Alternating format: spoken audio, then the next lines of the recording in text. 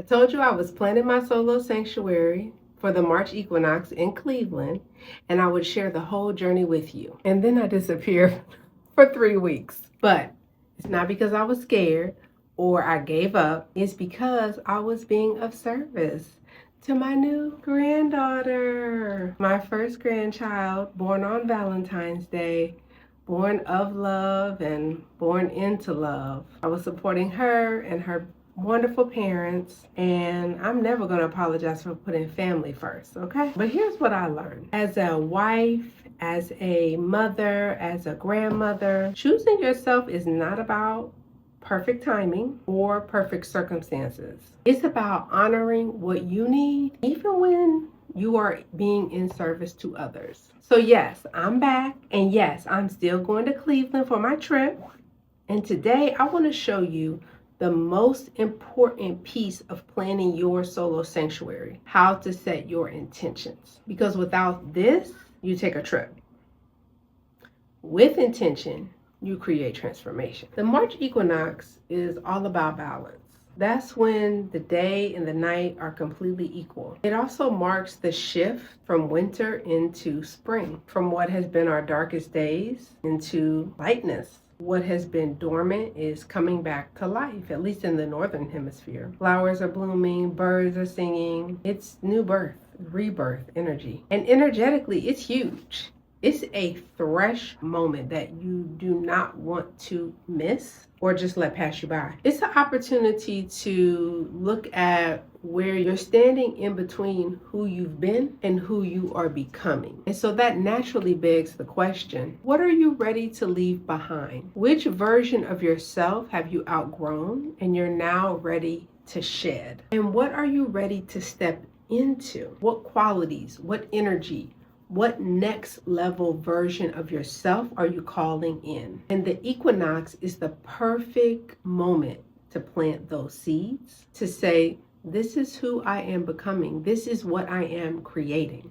Reawakens, so do we. And so if you're planning a solo sanctuary or you're thinking about one, this is a great time to take one. So how to set that intention? How do you actually set an intention for your sanctuary? Here's my process. Step 0. Gotta get still. Before anything else, get out of your head. The right answers do not come from your mind. They come from your heart, from your inner knowing. You can meditate, pray. You can go outside, ground, become one with nature, bare feet on the grass. Whatever practice helps you get quiet and drop into that deeper place. If you have trouble meditating, you can follow a guided meditation and listen to it so that you feel as though you're not alone while you're doing it. You want to get to the point where you can really sit with questions like, what do I need? Who am I becoming? And be ready to listen. Once you are still, once you've completed step 0, step 1 is to ask the right question. Don't ask, what do I want to do or what do I want to see on my trip? Ask, who do I want to become? Listen, whatever the first thought is, from a grounded place, that's your answer. Get specific, write it down. Don't write, I want to be happier. It could be, I'm the woman who chooses herself without guilt, who takes up space unapologetically. Trust your intuition. Step 2 would be identify what you're releasing. You can't step into that new version without letting something go. That's balance. Ask yourself, what am I ready to release? And write down the first answer that comes to mind from a grounded place. What stories, what patterns, what fears am I leaving behind? Maybe it's the woman who waits for permission. Whatever your grounded space provides to you, name it and thank it for protecting you and prepare to release it. Call in what you're creating, what you want more of. Write down, what am I calling in? What qualities, what energy do I want to embody? Clarity, courage, freedom, peace, alignment, whatever is from your heart's answer from a grounded place. Write it down. Speak it out loud. Say it like it's already true. I am the woman who takes up space.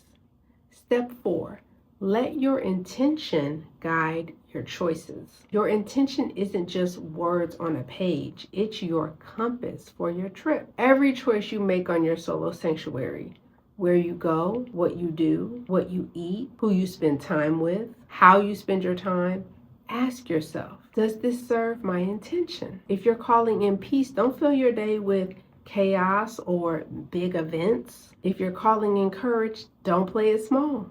Your intention guides everything about your solo sanctuary and sets you up for transformation. So for me, with Cleveland, as an example for you, I'm calling in creation, alignment, courage, and most importantly, freedom. I'm calling in the version of myself that's fully ready to step into what I'm building with solo sanctuaries. I trust myself completely. I claim my freedom, and I'm releasing any stories or fears that say I can't, any doubts, the who am I to do this. That's my work in Cleveland. And your intention may be different. You may be at a different threshold. That's what this is all about. So take some time this week. Get quiet, get still, and journal on these questions. What am I ready to become? Ask yourself. The first answer is correct. Write it down. And here's my challenge for you. If you were going to plan a solo sanctuary right now, even if you're not ready to book it, what would your intention be? Who are you ready to become? What are you ready to call in? Drop it in the comments and let me know. And if you want help setting your intention, planning your first solo sanctuary, I'm opening my waitlist for a 6-week live guided experience. I'm teaching this entire process step by step. I will walk you through and hold your hand every step of the way, how to set your intention, how to plan your trip, how to prepare for transformation on your trip, how to take that trip, and how to return and integrate what you learn. Because the transformation happens in the process, not just the destination. Links in the description. Join the waitlist. Next week, I'll be answering the top 5 questions that people ask me about solo travel. And remember, the journey is always back to you.